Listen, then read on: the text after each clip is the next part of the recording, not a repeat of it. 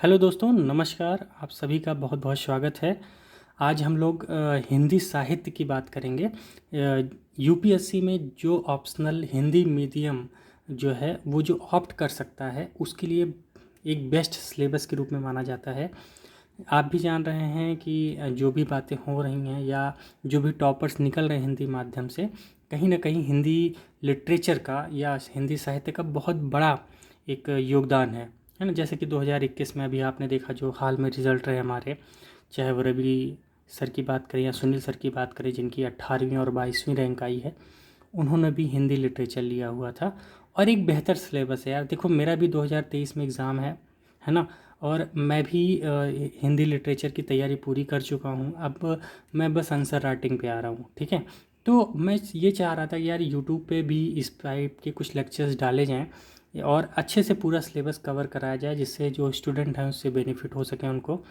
आज देखिए हम लोग ना पेपर वन का पूरा सिलेबस डिस्कस करेंगे कि पेपर वन में एग्जैक्टली क्या क्या हमें पढ़ना है और किन चीज़ों पे सबसे ज़्यादा फोकस करना है अकॉर्डिंग टू लास्ट जो प्रीवियस ईयर के क्वेश्चन पेपर हैं उसके साथ में।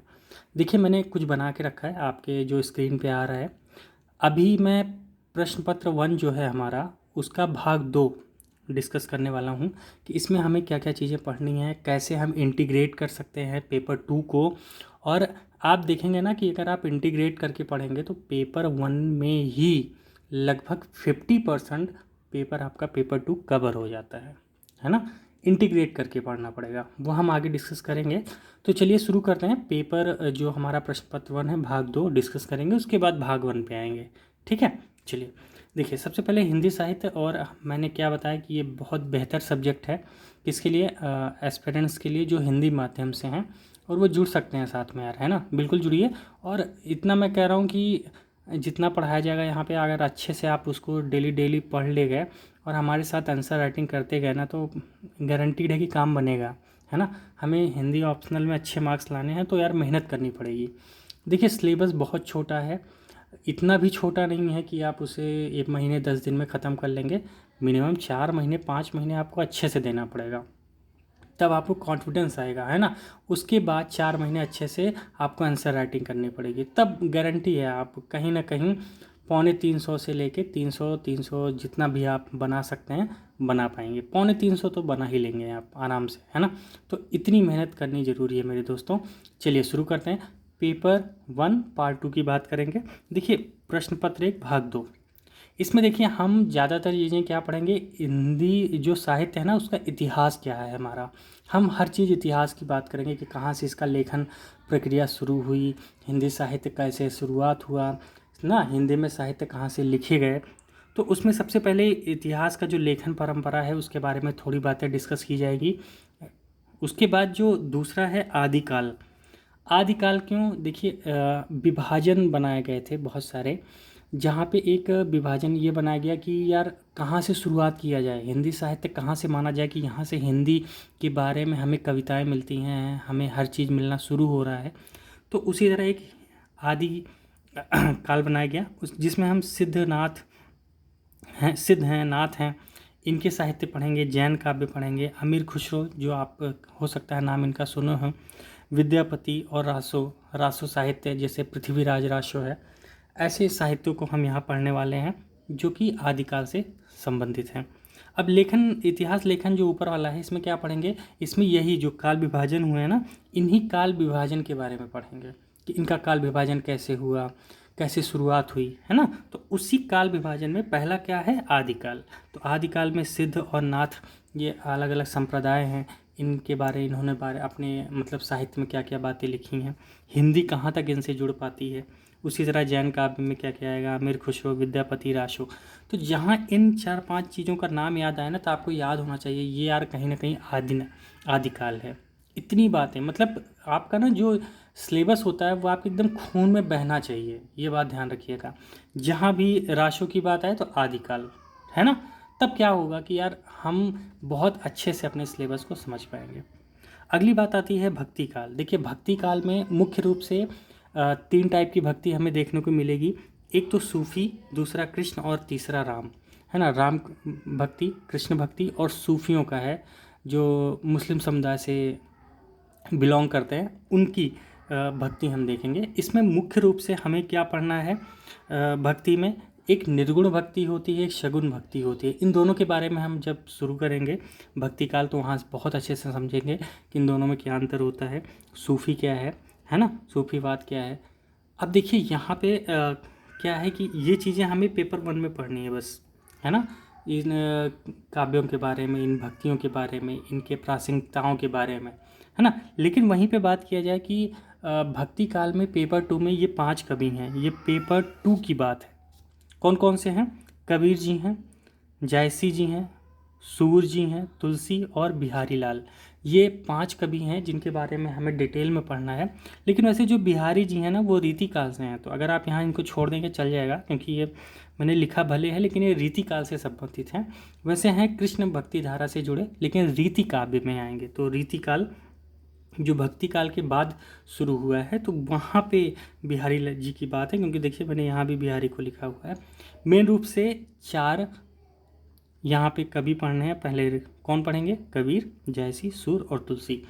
देखिए याद रखिए, जब भक्ति काल हम शुरू करेंगे ना तो ये पढ़ने के बाद साथ साथ इनको भी पढ़ लेंगे। तो उधर हमारा क्या होगा, कबीर के द्वारा, जयसी के द्वारा, सूर के द्वारा, तुलसी के द्वारा जो जो बातें हैं सब कुछ खत्म। अब पेपर 2 में इनको पढ़ने की ज़रूरत ही नहीं है, हो गया ना। और ये बड़े कवि हैं यार, इनके बारे में काफ़ी बड़ी बातें, मतलब विस्तार में चीज़ें दी गई हैं। तो पेपर 2 यही तुम्हारा कंप्लीट हो जाएगा, उसमें वहाँ नहीं पढ़ना है। तो देख लीजिए ना, आपका कम से कम 20% 25% तो कवर हो गया। आगे आते हैं। अब रीति काल की बात करें तो भक्ति काल के बाद क्या आया? रीति काल आया। देखिए रीति काल में केशव प्रसाद, पद्माकर, घनानंद और बिहारी, इन चारों को पढ़ना है, ठीक है। देखिए बिहारी, घनानंद, पद्माकर और केशवनाथ ये हमारे पेपर 1 में ही है। देखिए इनके बारे में डिटेल में दिया है। इनकी कोई भी जो कलाकृति है या इनकी जो रचनाएं हैं वो हमें नहीं पढ़ना, ठीक है। तो इन चारों के बारे में हमें क्या पढ़ना है? सिर्फ उनके बारे में पढ़ना है कि उनके दर्शन क्या थे, उनके साहित्य क्या थे, ठीक है, उनकी क्या क्या बातें रही हैं, रीति काल में कैसे कैसे वो मिलते हैं। अब देखिए सिलेबस जानने का क्या मतलब है। मान लीजिए आपको घनानंद के बारे में ज़्यादा नहीं पता, क्योंकि आप पढ़ के नहीं गए, है ना, क्योंकि आपने कबीर तुलसी जैसी पढ़ा, लेकिन एग्ज़ाम में एक क्वेश्चन आया घनानंद के बारे में, और जब आप क्वेश्चन को वहाँ देखेंगे ना कि पेपर 1 में जो खंड का या खंड का 2 खंड में पेपर होता है, अगर आपने देखा हो तो देखिए, अगर आपको रीतिकाल के बारे में पता है लेकिन घनानंद के बारे में नहीं पता, तो आप क्या करेंगे, घनानंद के बारे में आप तब भी लिख पाएंगे, क्वेश्चन ना छूटे। क्यों? क्योंकि आपको रीतिकाल के बारे में पता है, और रीतिकाल के बारे में ही मिला जुला के आप क्वेश्चन अटेम्प्ट कर ले पाएंगे, छोड़ना नहीं है क्वेश्चन को, है ना। ऐसे करके ये क्यों हो पाएगा? जब आपको सिलेबस अच्छे से रटा होगा, ठीक है। तो प्लीज़ इतनी बातें ध्यान रखिएगा। अगला है दोस्तों भारतेंदु काल, है ना। ये भारतेंदु युग आया, यहाँ से आधुनिक हिंदी की भारत की शुरुआत होती है। इसके पहले जो बात हैं वो एक तरह से देखा जाए तो मध्यकालीन है, आदिकालीन है, लेकिन यहाँ से जो भारतेंदु की बात करेंगे ये कैसी है, ये हमारी, क्योंकि भारतेंदु हरिश्चंद्र जी जानते हैं आप कि इनसे ही आधुनिक काल की शुरुआत होती है। तो इसमें हमें क्या क्या पढ़ना है? एक तो हरिश्चंद्र, भारतेंदु हरिश्चंद्र, इनके बारे में पढ़ना ही है। एक प्रताप नारायण मिश्र हैं, बाल कृष्ण भट्ट है ना, इन सब चीज़ों के बारे में। और एक बात ध्यान रखिएगा, नौ जागरण, जब भी नौ जागरण की बात की जाएगी तो आप हमेशा भारतेंदु युग की बात करेंगे, ठीक है। तो ये भूलना नहीं है। देखिए भारतेंदु हरिश्चंद्र का हमारा सिलेबस है ना, उसमें सिर्फ एक नाटक दे रखा है, ठीक है। तो कमेंट बॉक्स में कमेंट कीजिएगा वो कौन सा नाटक है, वो हमें पेपर 2 में पढ़ना है। चाहो तो जहाँ भारतीय हरिश्चंद्र यहाँ पढ़े उनके बारे में नाटक यहीं पढ़ लेते हैं, है ना, तो ख़त्म हो जाएगा। आइए अगला है द्विवेदी युग। देखिए द्विवेदी युग में क्या क्या इंपॉर्टेंट बातें हैं? भाषाई अद्वैतवाद या अद्वैत, ये यहाँ पे द्विवेदी युग में काफ़ी बढ़ चढ़ के आया है ये शब्द, तो हम इसको अब बहुत अच्छे से समझेंगे कि इसमें क्या क्या मैटर है। यहाँ पे मुख्य रूप से 2 कवि हैं, एक हैं आचार्य महावीर द्विवेदी और दूसरे हैं मैथिली शरण गुप्त। इन दोनों के बारे में हमें अच्छे से यहाँ पे डिस्कस करना है, ठीक। चलिए अगली बात आती है छायावाद। देखिए छायावाद में कुछ शब्दों को आपको ध्यान रखना है, रहस्यवाद, स्वच्छंदतावाद, वैतिकता और दर्शन, मतलब छायावाद का दर्शन कैसा है ना। इन बातों को ध्यान रखिएगा। जहाँ रहस्यवाद आए, जहाँ मतलब स्वच्छंदतावाद की बात किया जाए, वैतिकता की बात की जाए, तो याद रखिएगा वो कहीं ना कहीं छायावाद से जुड़ा है। और छायावाद में कुल मिला के हमें 4 कवियों को बहुत अच्छे से पढ़ना है। एक हैं निराला जी, महादेवी वर्मा जी, जयशंकर प्रसाद और सुमित्रा नंदन पंत जी।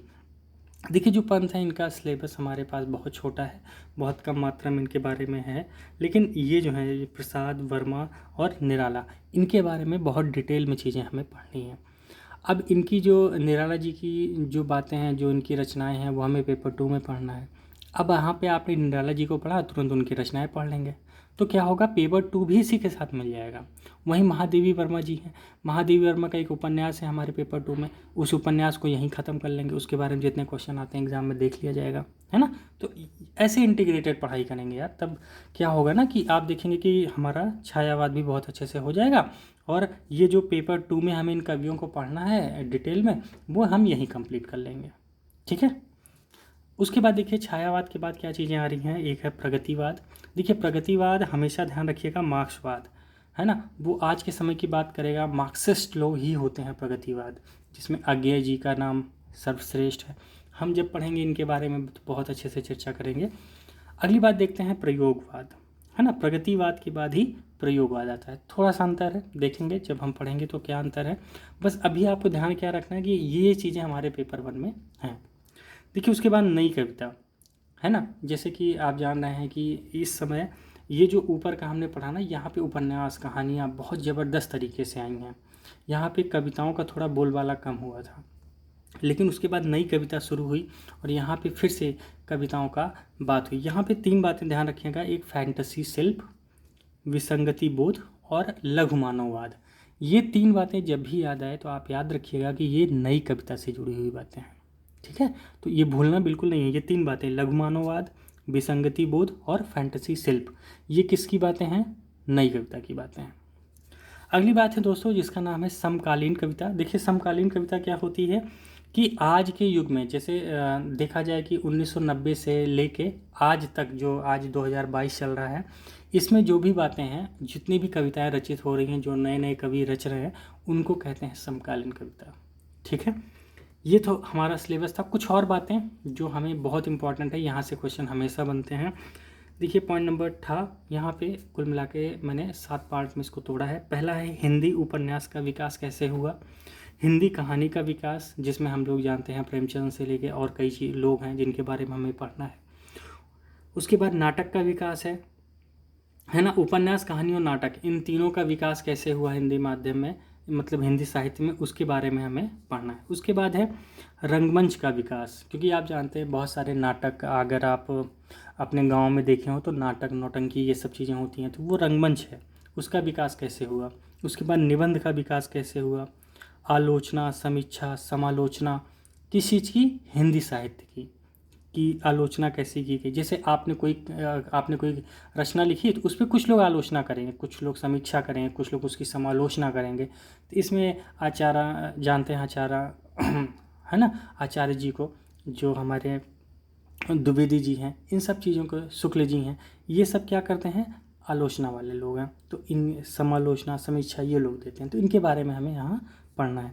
उसके बाद कुछ यात्रा वृत्तांत पढ़ने हैं कि इसका उद्भव और विकास, हिंदी की यात्रा कि कैसे हुई, कैसे शुरुआत हुआ, उद्भव और विकास, ये सब चीज़ें दोस्तों हमें इसमें पढ़ना है। तो ये टोटल जो हमारा पार्ट था ये पेपर 1 है। अगर आप ध्यान से देखेंगे ना, पेपर 1 का प्रथम पार्ट में अगर देखेंगे तो आप ये मान के चलिए जो पेपर 2 है उसका बहुत सारा सिलेबस हम यहाँ पे साथ साथ कंप्लीट कर ले जाएंगे।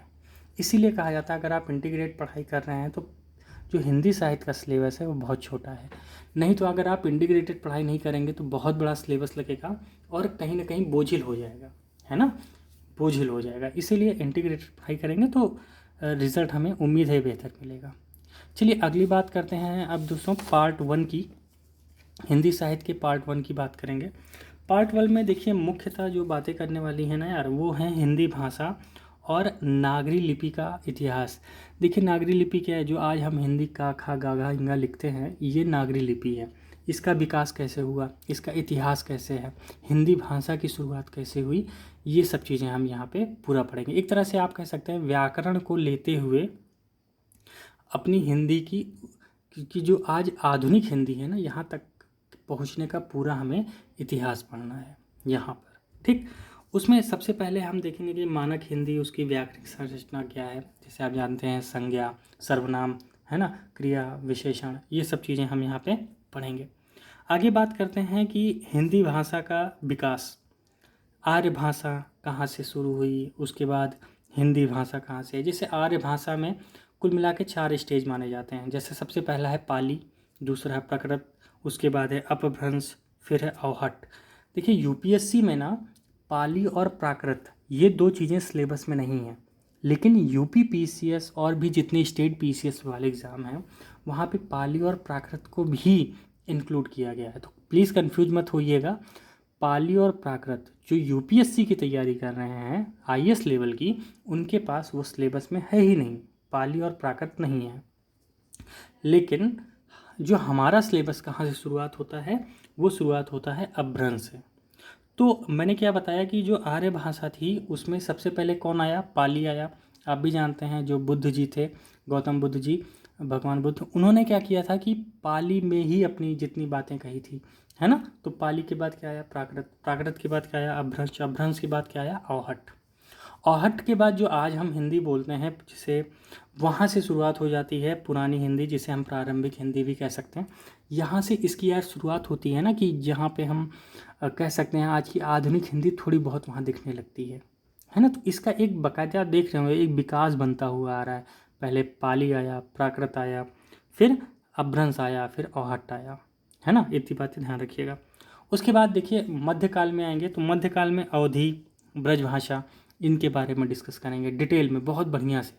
देखिए ब्रजभाषा क्या है, सूर्य जी को आप जान रहे होंगे, उनकी जितनी रचनाएं हैं वो किस में हैं, ब्रजभाषा में है।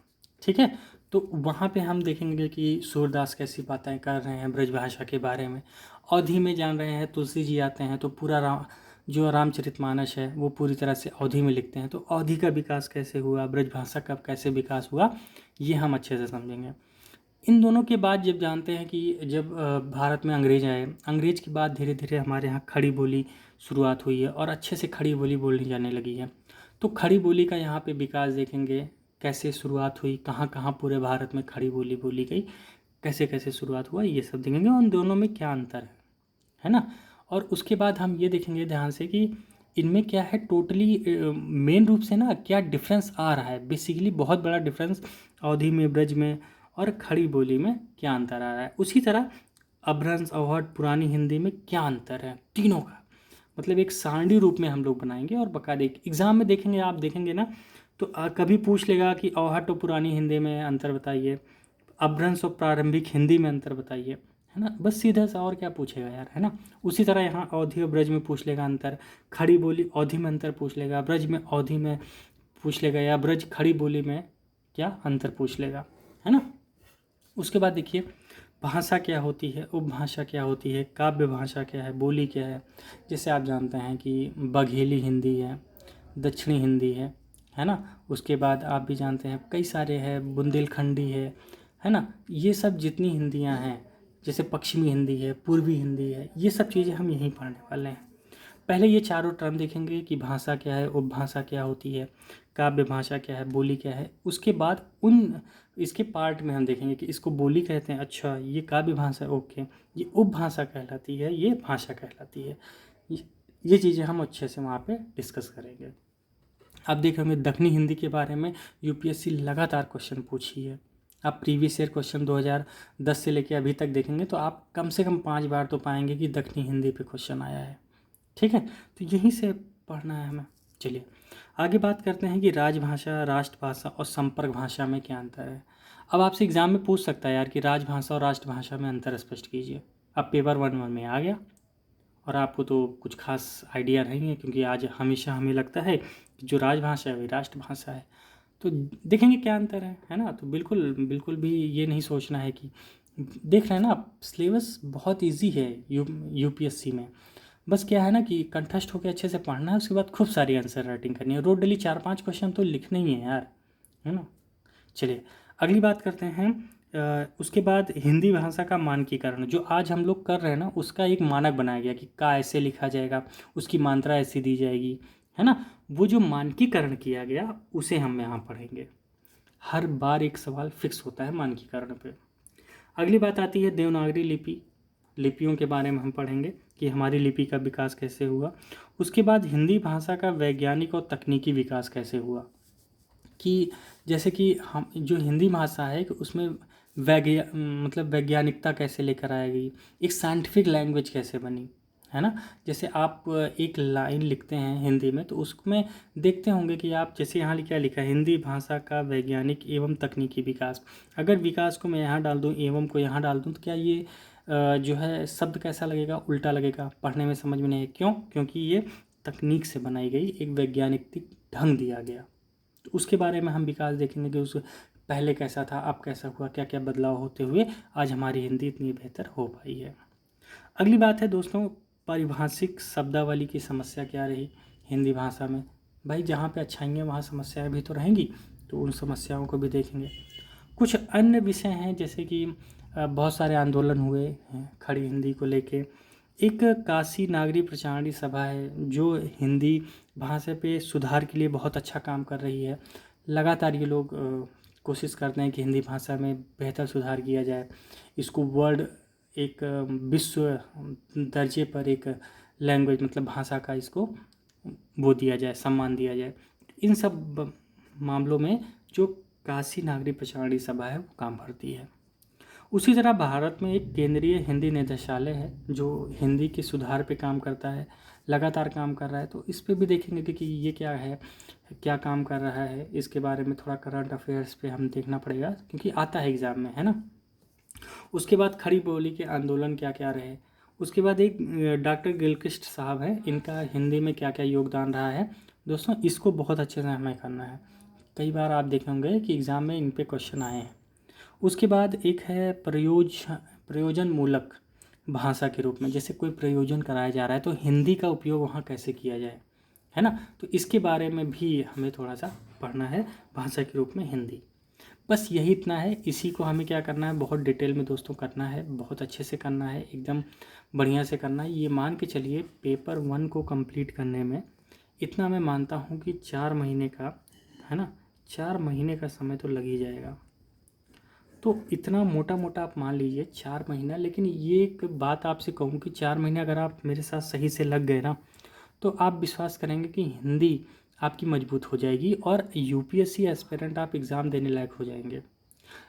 बीच बीच में बताऊंगा कि आपको नोट्स कहाँ से मंगाने हैं, क्या पढ़ना है। देखिए मार्केट में बवाल है यार, है ना, बहुत कुछ है मार्केट में। आप अगर किसी टॉपर से बात करेंगे तो वो एग्जैक्टली बताते हैं उन्होंने क्या पढ़ा, लिमिटेड रिसोर्सेज कैसे रखे, हर चीज़ को कैसे रखा और क्रैक कर गए, है ना। तो हमें भी कुछ ऐसे ही लेके चलना है, बेसिक्स बातें समझनी है और करते जाना है।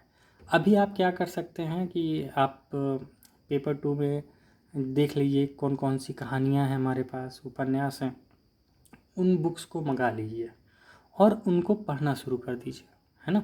जैसे एक गोदान है प्रेमचंद जी का, वो मंगाइए, सिलेबस में है, बेहतर है, मंगाइए, एक बार पढ़िए।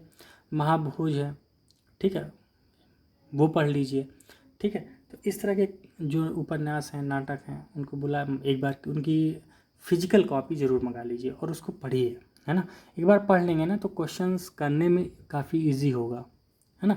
वैसे तो कई देखे हुए टॉपर्स जो पढ़े भी नहीं, उन्होंने बस क्रिस्प नोट्स निकाला, बस उसका पढ़ लिया, काम का पढ़ लिया, हो गया। लेकिन यार एक बार अभी टाइम है, 2023 में काफ़ी टाइम है और आप कोशिश करेंगे ना 2 महीने में पूरा जितना है सब पढ़ लेंगे। एक बार पढ़ लेंगे ना तो वो कहानी है यार, है ना, तो वो कहीं ना कहीं हमारे दिमाग में गूंजती रहती है, हमेशा रिकॉल हो जाता है। तो रिकॉल जब हो जाएगा तो हम क्या करेंगे ना, उसको प्रेजेंटेशन बहुत अच्छे से दे पाएंगे। बस इतनी सी बात थी, ठीक।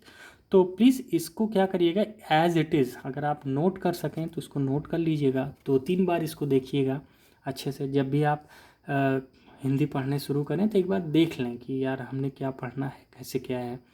सिलेबस आपके सामने होगा तो बेहतर होगा, है ना। और सिलेबस को ना जैसे यूपीएससी ने जो डिफ़ाइन किया है वो तो ठीक है, लेकिन अपने अकॉर्डिंग डिफ़ाइन कीजिए आप। जैसे मैंने डिफ़ाइन किया है ऐसे आप भी डिफ़ाइन कर लीजिए या एज इट इज़ इसको लिख लीजिए, ठीक है दोस्तों। तो चलिए आज का वीडियो मैं यहीं अंत करता हूँ। प्लीज़ अगर अच्छा लगा हो तो इसको चैनल को आप सब्सक्राइब कर लीजिए, दोस्तों में शेयर कर दीजिए, है ना, या सपोर्ट करो यार, है ना, तभी मज़ा आएगा। और प्लीज़, है ना, आप सबसे यही कहना चाहूँगा। चलिए, thank you so much to all of you. आपका दिन बेहतर हो। उम्मीद है आपके जो आने वाले एग्ज़ाम है उसके लिए तैयारी में जी जान से लगना है यार। चलो, thank you so much to all of you. Bye.